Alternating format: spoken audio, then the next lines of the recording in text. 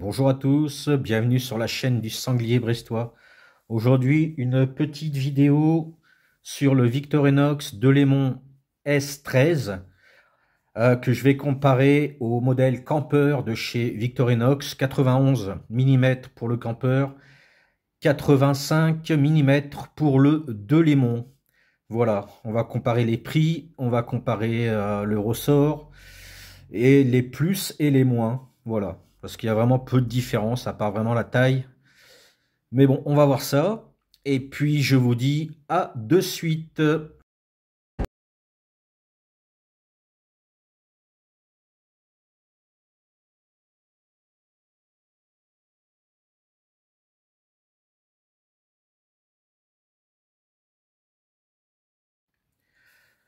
Nous revoilà pour cette petite présentation du Victorinox Delémont S13, le S pour sécurité de la lame, en comparatif avec son homologue, le campeur de chez Victorinox, qui fait 91 mm. Celui-ci, c'est l'édition avec marqué camping, qui n'est plus produite. Il existe en rouge.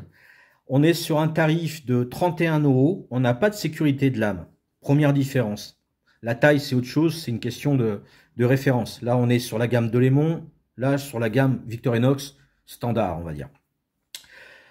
Donc ici, on est sur 85 mm pour un prix de 46 €. Sachant que celui-là, on peut le trouver sur Amazon à 26 € et celui-là, on le trouve que sur Amazon. Il n'est plus produit par Victorinox, donc on le trouve à 46 €. Je l'ai pris parce que il n'est plus produit. Donc voilà. Donc c'est l'homologue du campeur, son cousin. Donc pour le campeur, hop, on est sur un poids de 73 grammes 62. Et pour le S13, on est sur 72 grammes 0,6, soit 1,5 g au-dessus. Voilà, encore une différence qui ne joue pas sur ce coup-là. Les deux sont légers. Donc, je vais vous parler de la sécurité. Hop, on va faire ça comme ça. Alors, la sécurité qui est ici, système à bouton, pressoir. Hop, donc on a une lame qui est totalement bloquée. On n'a pas de jeu. On a un blocage. Alors, c'est pas à 90, mais on a quand même un blocage de lame. Un blocage, une butée d'arrêt qui permet une sécurité. Hop, ce qu'on n'a pas chez Victorinox. Voilà, c'est un cran plat. On a quand même une très bonne rétention. Moi, je porte du 91 en permanence ou du 93 depuis quelques temps, quelques années. Voilà. Donc, première différence, c'était le blocage de lame, le poids, qui est très léger. Sinon, on a les mêmes outils sur le haut avec l'anneau. Au niveau de la taille du porte-anneau, on est sur la même dimension. Petite différence, ce sont les cotes. Là, on a des cotes Evo de la gamme Delémont qui est sorti chez Wenger, je crois, entre 2004 et 2005. Ouais, quelque chose comme ça. Voire 2005-2006. J'ai eu mon premier au Pays Basque. On était monté voir ma maman. Bon, hashtag 3615 ma vie. On était monté voir ma maman, et puis on a été à Bayonne et on a trouvé une coutellerie. Donc j'avais pris le classique 10 avec ces cotes-là. Autre différence, le blason est thermoposé dessus. Ici, on a encore et on aura toujours le blason incrusté. Donc ces petites cotes sont bien sympas. On a une prise en main très agréable. Elles existent en Evo Grip. J'ai déjà fait des vidéos dessus.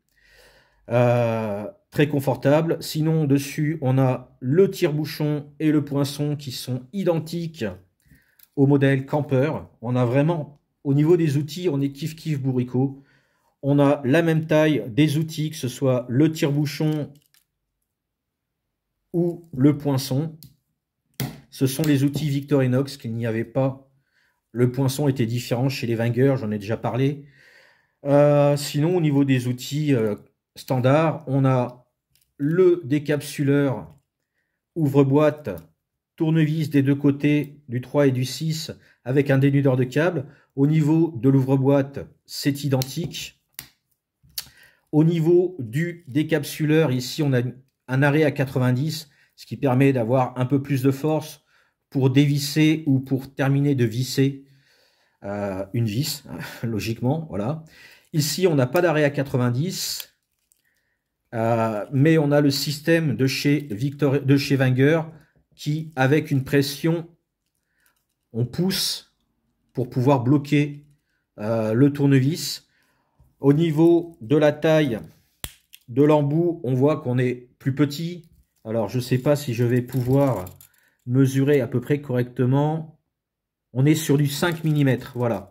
Et sur le Victorinox Camper, on est sur du 6 mm. Donc, autre différence, l'arrêt à 90, qu'il n'y a pas. Petit bémol pour celui-là. Jusqu'à présent, on va dire que la sécurité est un plus. Au niveau de la taille, c'est pas bien important. C'est des couteaux de poche. Même pour aller dans les bois, ça suffit pour se tailler un bâton de marche. Au cas où on se soit un petit peu foulé la cheville légèrement. Ou tordu la cheville plutôt. Et qu'on ait besoin d'un appui. Avec ces deux modèles, on est tranquille. On a une scie, hop, redoutable des deux côtés. On a celle des Wenger, voire du Victorinox, mais je pense qu'ils ont récupéré la scie. Comme vous pouvez voir, on a une différence au niveau de la hauteur. Celle-ci est plus haute. Elle se termine, elle descend légèrement, alors que celle-ci est haute et se réduit dans la longueur. On remarquera qu'on a une largeur plus importante que ici.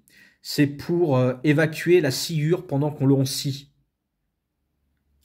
Voilà, je ne suis pas sûr que celle-ci soit aussi efficace au niveau d'enlever la sciure. Sinon, au niveau de la taille, on est sur 7 cm 2 à peu près. Et ici, on est sur du 6 cm 5. Plus d'un demi-centimètre, ça peut jouer. Voilà, au niveau du confort de la scie, c'est identique, bien entendu. Donc, encore une différence, c'est la forme de la scie. Au niveau de la taille des lames, hop, on a une lame Bourbon, si je ne m'abuse, ici, avec une lame plus ventrue vers l'avant. Et ici, on est sur une lame Drog Point. Vous me corrigerez hein, dans les commentaires. Si je me suis planté, je n'ai pas pensé à regarder. On a une lame de 6 cm 5 avec un tranchant de 6 cm. On a une lame de 7 cm 1 avec un tranchant de 6,2. Donc on a 7 mm de différence. Donc le blocage, encore une fois, on pousse et on bloque. Avantage Victorinox, mais bon, c'est pas un avantage puisque c'est deux gammes différentes. En poche, celui-ci sera plus confortable parce qu'ici vous aurez le petit ergot, comme on peut voir. Ça dépasse, ça peut accrocher dans la poche. Ça peut être désagréable quand on s'assoit, suivant comment le couteau est orienté. Même avec un anneau et en le portant comme ceci dans la poche, sans que ça touche, ici, ça sera toujours désagréable. Après, il y a les petits étuis, ou alors on le met dans la poche de la veste, si on en a une, ou dans le sac à dos, ou la banane, suivant. Si c'est juste une balade à la demi-heure ou à l'heure, on peut avoir une petite sacoche légère et mettre ce petit couteau qui peut être très bien pour la chasse aux champignons, qui est terminé pour la cueillette de l'ail des ours ou autre. Voici pour les différences. On a le cure-dent et la Bruxelles qui sont identiques. Maintenant, on va ouvrir le bébé. Ah, j'allais oublier. Sur la gamme Dolémon, à part le S101, on n'a pas de petite lame. On a la lime à ongles, anciennement plus ou moins de chez Victorinox. Celle-ci, c'est la gamme Wenger. Je pense qu'ils ont continué à utiliser les restes des stocks. Et on a une petite lame de ce côté-là qui peut être pas mal. Quand on a coupé le bâton, avec cette petite lame, on peut enlever l'écorce facilement. Avec la grande lame aussi, mais Ça permet de garder le tranchant de la grande lame pour autre chose, pardon. Et ici, on a le cure-ongle et la petite lime. On peut s'en servir pour des toutes petites vis cruciformes. Je pense que ça doit pouvoir fonctionner, mais vraiment des petites vis cruciformes. Hop, je vais ouvrir les deux modèles. Hop là. Hop, que je ne me referme pas la petite lame sur les doigts. Donc voici le campeur. Hop là. Hop, et on va ouvrir bien sûr son homologue. Ah, j'ai oublié la scie. Hop, on va l'ouvrir en premier, sinon je vais me couper les doigts. Parce que Victorinox, il déconne pas avec le tranchant, je dois avouer. Hop, comme ça. Voilà. Et donc la scie ici, elle est là. On va réussir à la sortir. Oui. Hop. Voilà. Et le poinçon. Ah, il est plus dur à ouvrir. Il va falloir que je ferme ça. Alors, encore une fois, pour ouvrir les outils qu'il y a au dos, il ne faut aucune tension au niveau du ressort, sinon ça passe pas. Sur les Délémons, j'ai l'impression que c'est encore pire. Hop, je suis désolé pour cette perte de temps, mais bon, on passe du temps ensemble, tranquille. Voilou, voilou. Hop, en famille. Voilà. Voilà les différences de ces deux bébés. Avec, hop, la lime ici. Hop là. On va décaler un petit peu. J'en profite pour faire une petite photo. Donc voilà, pour les différences, pour les récapituler, on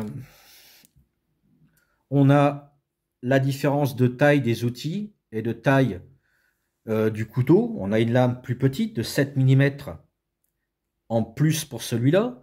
Pour la scie, c'est kiff-kiff. On a pareil, 7 mm. Un tournevis de 5, un tournevis de 6, un blocage à 90, pas de blocage à 90, avec un blocage quand on appuie contre la vis qui permet que l'outil ne se referme pas. On a le blocage de la lame sur les modèles Délémons, mais alors pas tous. Il faut qu'il y ait marqué S devant le 13. Voilà, parce qu'il existe des modèles, par exemple, on a le S17 et on a le S18 ou le numéro 18. Et on a bien sûr le tarif de 31 contre 46, ce qui n'est pas rien. Après, on a la sécurité, hein, effectivement, et la différence des cotes. Voilà, la vidéo a été assez longue. Je vous dis bisous, Kenavo, et prenez soin de vous, et je vous aime, putain.